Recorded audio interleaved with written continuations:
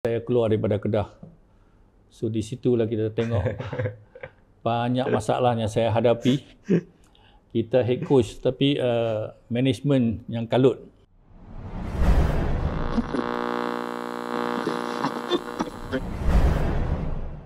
Hai, Assalamualaikum. Selamat petang semua pada fans-fans Harimau Melaya. Sekali lagi hari ni eksklusif bersama dengan Isham and the team ada dekat Penang, dekat belah utara ni bersama dengan Piala Harapan. Rugi kalau kita tak singgah ke Alok Start jumpa seorang legend ni, pemain, coach juga, sebab sebelum ni kita selalu interview online. So hari ni memang Isham berkesempatan jumpa face to face. Ini dia, Coach Azraiko. Coach, Selamat datang ke Rosa. selamat datang, terima kasih Coach. Coach ni first time saya datang dekat Sang Kenari 1924 ni Coach. Kalau kita tengok tadi memang cantik, macam ni kata apa ni, Hall of Fame lah untuk Kedah ni. Mungkin Coach boleh terangkan sikit apa sebenarnya ni. Okey, wujudnya House of Sang Kenari ni sebenarnya ekoran daripada aku kata di antaranya harapan dan hasrat arwah Datuk Basri. Dia mula daripada tahun 2005-2006. Saya ingat lagi trip pertama kita pergi ke Brazil untuk mencari pemain untuk musim masa tu open window, dan kebetulan kami sampai ke Porto Alegre. Masa tu direkomend oleh striker Brazil kami yang bernama Marcos Magno Tavares. So dia dulu pun dia pernah main untuk tim Grêmio dan juga dia pernah main untuk Brazil Under 17. So di situ dia kata kalau nak cari players pergi di Porto Alegre, ada satu agensi punya Ronaldinho, legend kita. So kami pun lepas buat kontak apa semua, arwah dengan saya bertandang ke Porto Alegre.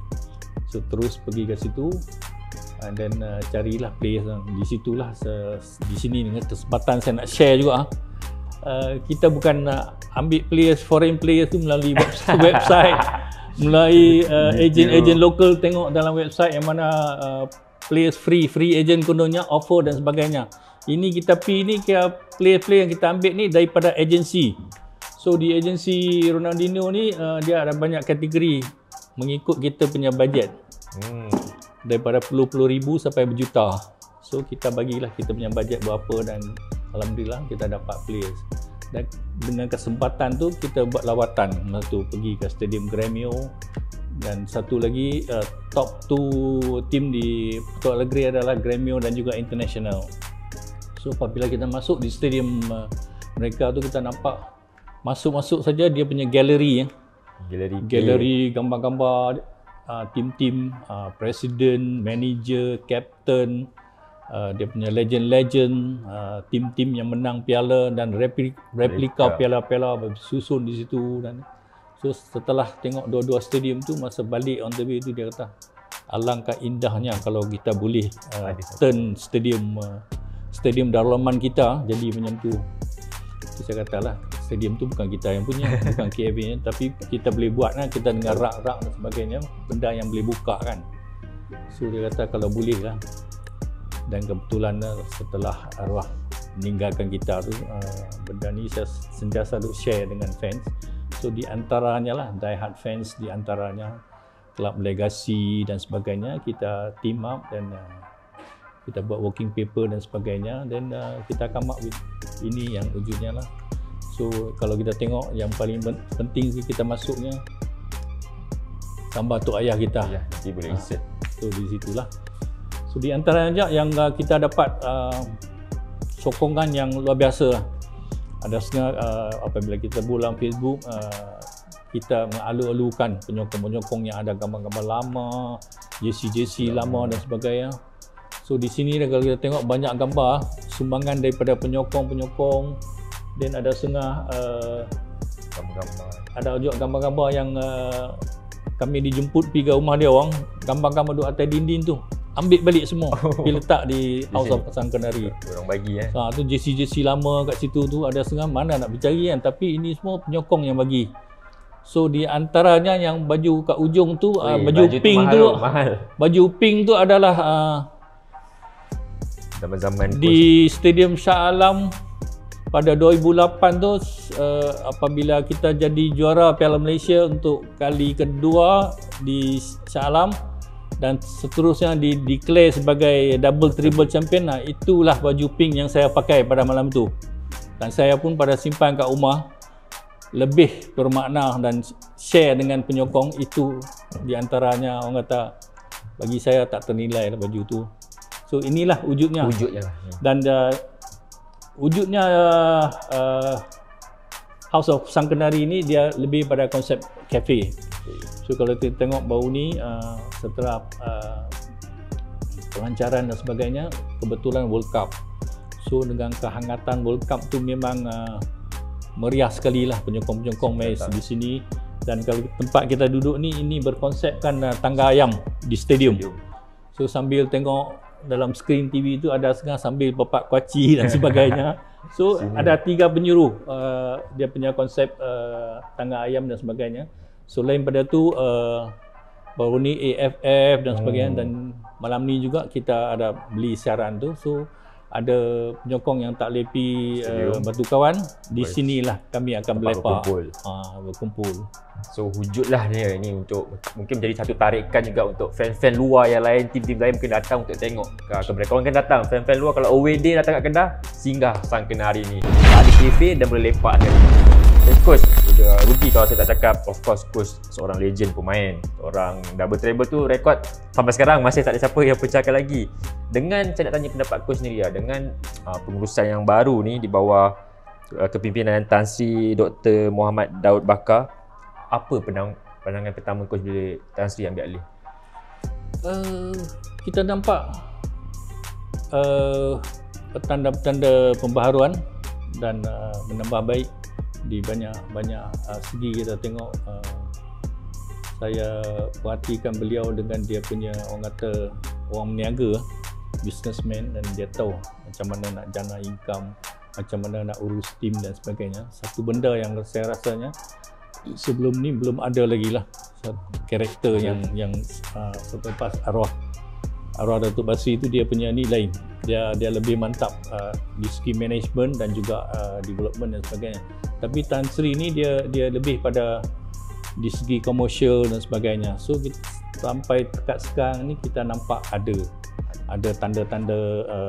tanda-tanda peningkatan dan kita nampak pembaharuan. Okay, coach, bila Tan Sri dah ambil alih, of course banyak perubahan yang dia buat. Kita tengok banyak juga sponsor yang masuk, perubahan-perubahan daripada segi permainan, semua management, pengurusan semua nampak lebih proper lah. Walaupun Liga belum start, tapi lepas Tan Sri dah ambil alih, pelantikan Nafuzi juga, Nafuzi Zain sebagai jurulatih. Dan coach pun pernah melatih sama dia sebelum ni. Apa pandangan pertama coach? Adakah dia orang yang tepat sebenarnya? Okey, rumor saya actually lama dah. Nafuzi nak datang ke Kedah, tu bagi saya ni masa news tu bersebar tu, orang yang paling seronok sekali lah. Satu, alhamdulillah bekas pemain kita dah jadi jurulatih dan kita sentiasa mengikuti dia punya perkembangan yang begitu positif di Terengganu. Dia banyak develop young player dan sebagainya. So bagi saya kalau dia datang ke Kedah tu sepatutnya dengan penuh harapan lah. Kalau kita boleh bagi dia lebih masa, saya rasanya dia boleh buat sesuatu seperti saya buat dulu, di mana orang kata ubi-ubi Kedah, munculnya ubi-ubi Kedah, bakat-bakat muda dan sebagainya diberi peluang. Dan kebetulan di Terengganu pun dia banyak develop young player, young squad combine dengan player senior, dan kita tampak result yang begitu memberangsangkan. So bagi Nafuzi juga hari tu masa dia main di Kedah, masa dia sign kontrak tu, lepas sign saja dia terus call saya, coach, confirm saya dah sign kontrak sebagai coach Kedah. So saya kata tahniah. Orang yang paling bangga sekali saya lah. Dan alhamdulillah dia semua, dia kata okay, apa sekalipun saya kena balik kejap. So kalau datang kembalinya ke Kedah nanti, insyaAllah satu hari dia nak main di rumah juga, banyak benda dia nak tanya dan banyak benda dia nak sembang. Saya kata, dan banyak benda lah kita kena tanya Sifu. Kata insyaAllah tak ada masalah. Untuk orang lain tak tahu, kalau untuk Nafuzi tengah malam pun tak apa, kita peturun kita peturun semua ilmu demi pasukan kesayangan kita lah. Kat sekarang ni alhamdulillah. Macam mana karakter dia coach masa coach melatih, masa Nafuzi jadi pemain coach dulu? Satu karakter yang orang kata very calm, and then dia fokus, and then dia punya tingkah laku disiplin very well. Dia pandai bawa diri dan sebagainya. Cuma satu masa dia bersama tim Kedah tu kebetulan keserasian Ahmad Fauzi Syahri dengan Nelson tu memang tak boleh nak pisahkan. So kadang-kadang sekali-sekala masa ada injury ke suspension, dia diberi peluang dan sebagainya lah. Tapi seluruhannya overall, walau main tak main pun dia dengan dia punya positive attitude sentiasanya, he always give the best. So itu satu benda yang orang kata, dan dia punya karakter dia sentiasa ceria, sentiasa kalau kita tengok riak muka dia penuh dengan senyuman dan tutur bahasa pun sopan. Ya betul, sebab siapa-siapa fan ataupun media selalu jumpa Coach Nafuzi, dia sama karakter macam Coach Azrai. Dia sangat baik dengan media, mudah kerja kita orang sebenarnya. So untuk Coach sendiri, bila saya tak silap saya dah 3 game friendly, kalau tak salah saya 3-3 menang. MSN menang 6-0, lepas tu Kelantan lepas tu dengan Perlis. Untuk 3 game ni apa yang Coach nampak? Mungkin orang kata just a friendly, persahabatan, apa yang Coach nampak kalau sebagai pemerhati? Okey, 3 game ni bagi saya ni Nafuzi cuba nak terapkan keserasian.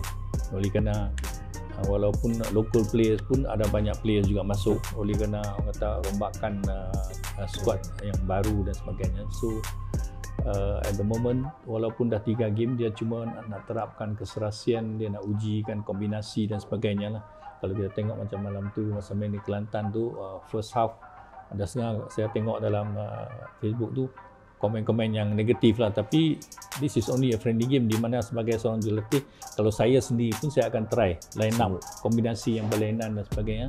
Dan kalau nak tengok betul-betul tim yang betul-betul mantap yang second half tu dengan pergerakan dan sebagainya kita tengok. So dekat sekarang, dekat 3 game ni okey.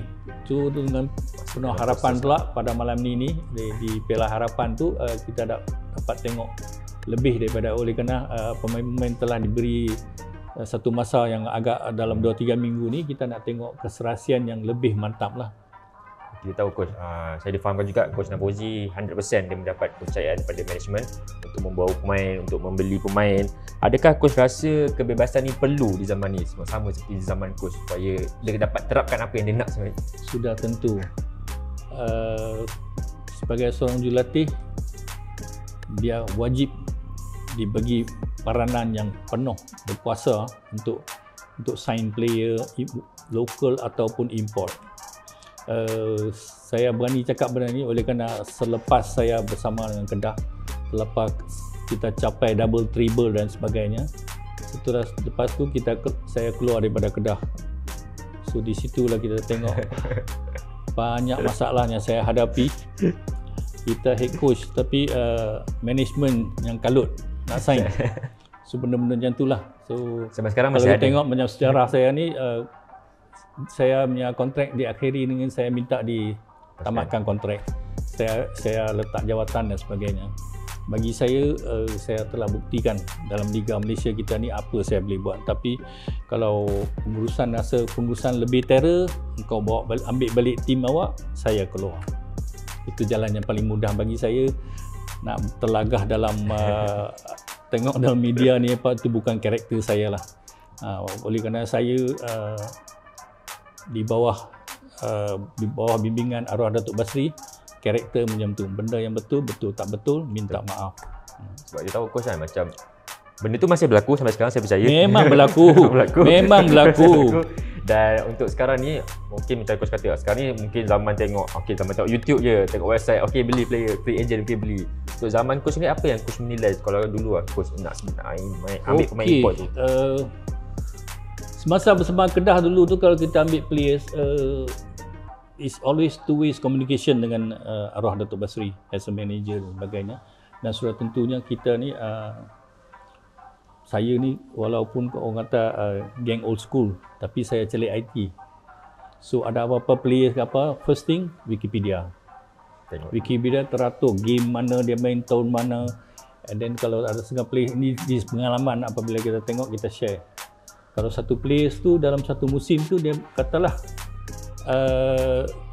tahun 2000 dia sign satu klub, dia main separuh, tahu dia di loan keluar. Lepas tu 2002 dia main, 2002 pula dia main satu klub lagi, macam tu juga setengah season dia di loan keluar. Kalau players tu cup di loan keluar tu apa masalah? Sudah tentunya di segi prestasi pengurus tak memuaskan. So pada nak bayar gaji apa semua, ni habiskan duit, baik dia loan keluar. So benda-benda tu kita kena tahu sebagai jurulatih, sebagai kalau kita nak ambil player. Satu lagi kita kena ada networking. Bagi saya ni kebetulan kalau katalah di ASEAN ni kan, oleh kerana masa dulu saya main dalam national team tu, kalau di Thailand masa lapis saya dulu tu ada satu player cesak dulu tu, dia pernah jadi secretary Thai FA. So kalau player datang daripada Liga Thai ni, foreign player pun kita boleh tengok, hey, you check this player. Azrai, don't, this one discipline problem, ini drinking problem, ini apa semua. Kita tahu dah, dan dia punya performance so-so only. So benda-benda nanti kita dapat. Di Indonesia saya ada coaches kita yang kita kenal, dan kebetulan masa saya duduk dengan Harimau Muda di FAM dulu tu, saya attend satu technical director punya course conduct by Gerard Houllier. Liverpool punya coach dan Perancis punya World Cup coach kan. Lepas tu semua technical director daripada Indonesia, Thailand, Laos, rata-rata lah ASEAN countries kita kenal dia orang. Just satu telefonnya, how is this player? Di Singapura lebih rapat lah. Kalau di Indonesia sekarang kan Robert Albert dah kat situ.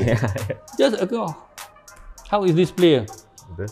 So benda-benda macam ni you kena ada networking. The most important thing dalam foreign player ni networking. Kalau tak ada networking, you pula tak buat you punya homework, memang you kena bungkus lah. You kena kencing lah. Coach, sebab kita tahu kan networking tu penting, untuk buat research juga tu penting. Yes. Coach melihat import yang dibawa juga, dah saya rasa dah sekarang dah 8 import, dan ada juga pemain tempatan seperti Lita, kalau Mewah juga, Mio Dani.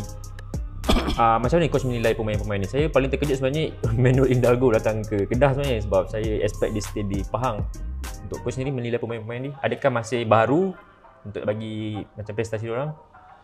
Okey, kalau kita tengok Litak, he has already proven himself dalam Liga Malaysia.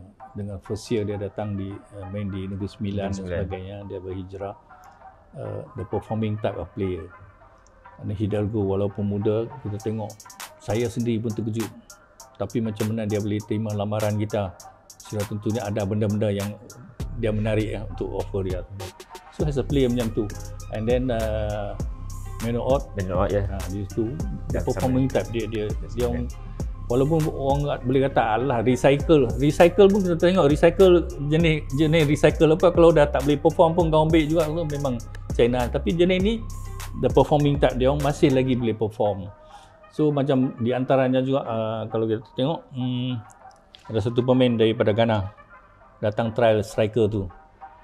Before that he was having an injury, dia tak pernah main, tapi alhamdulillah oleh kerana Nafuzi tak ada komitmen apa dengan dia, just bagi dia main, nak trial. So dalam tu kita tengok, this is where as a coach kita pun kena tahu kalau players tu dia punya injury history tu, tengok dia punya ni. Kalau lately dia injured tu beberapa game dia main dan sebagainya, dan ada setengah players katalah ACL paling cepat 6 bulan. Paling cepat 6 bulan. Lepas 6 bulan dia kata lepas 6 bulan okey. Boleh main tak? Kena test dulu lah. Dalam 6 bulan tu maknanya sudah tentunya lepas operation, surgeon dia sudah tentu akan bagi program rehab.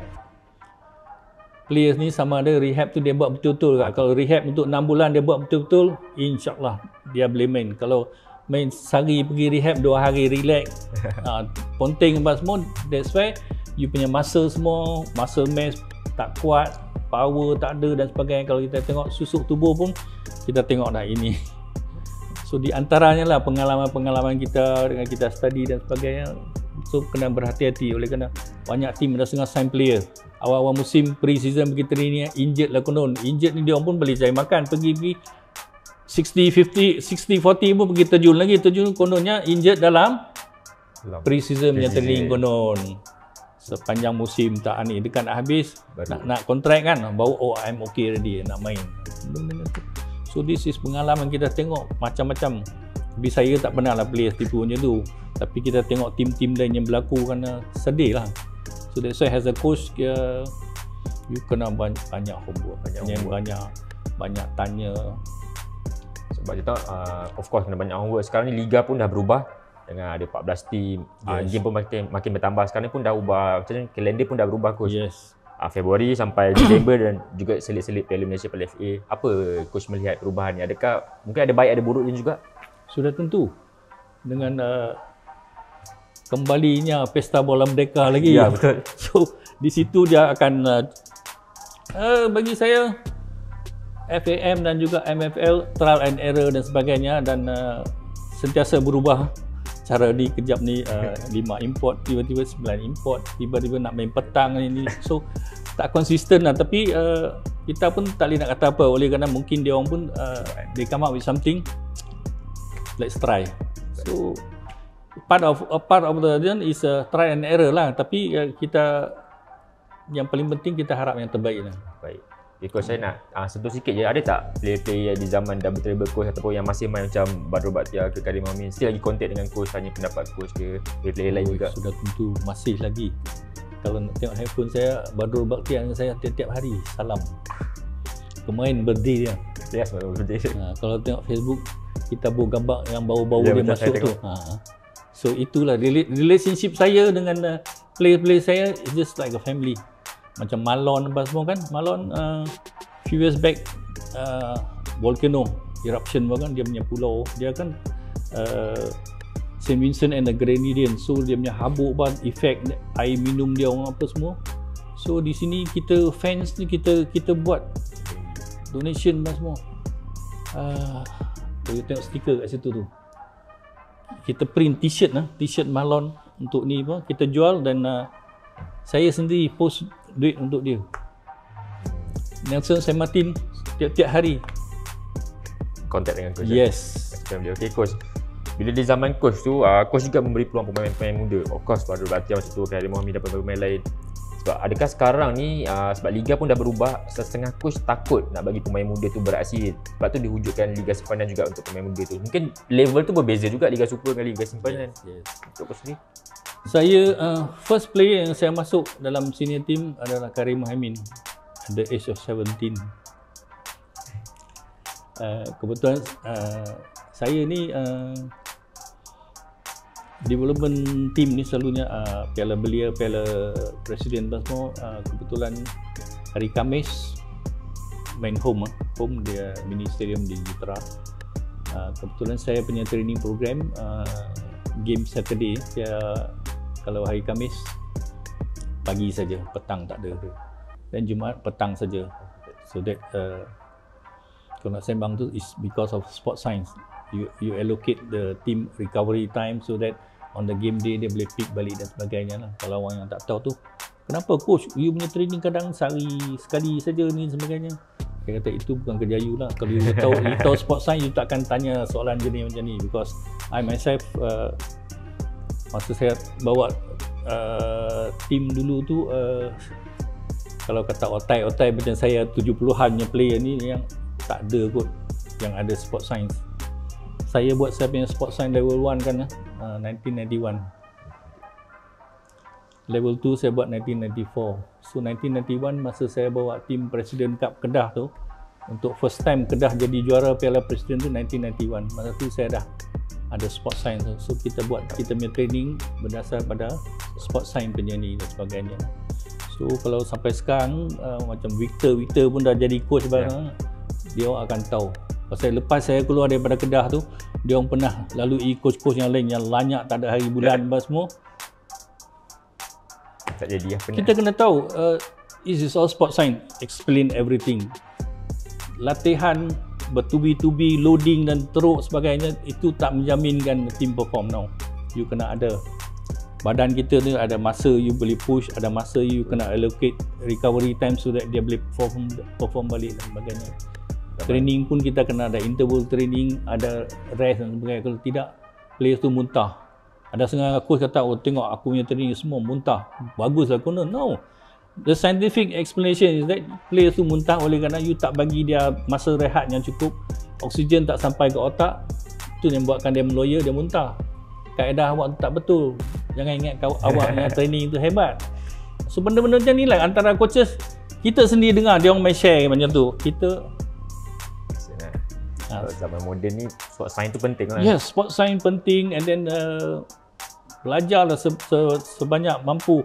Saya masa bawa tim Kedah tu, masa tu FAM kata wajib semua tim kena ada jurulatih kecergasan yang bertauliah, tentang fitness coach.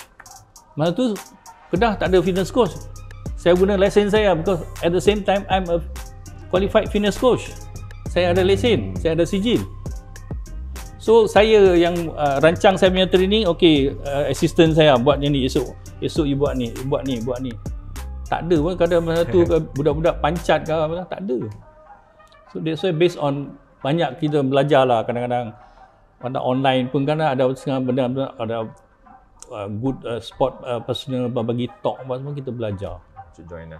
Yes. Okay, Coach, mungkin yang terakhir daripada saya, Coach, macam mana saya tengok Coach walaupun dah di usia 71 tahun sekarang ni, masih steady lagi dengan cerita ada program juga esok. So macam mana Coach jaga kecergasan kesihatan tu?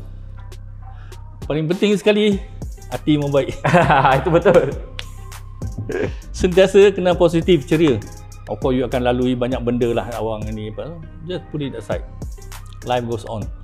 Kita ni kebetulan pula orang bola kan, banyak benda. Saya 2-3 hari sudah dijemput ke satu sekolah di Sungai Petani.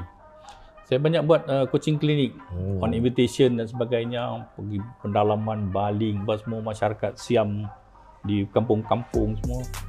You do what you like, and then kebetulan bagi kita ni kita turun ilmu, transfer of knowledge. So benda-benda kita share, jumpa ibu bapa,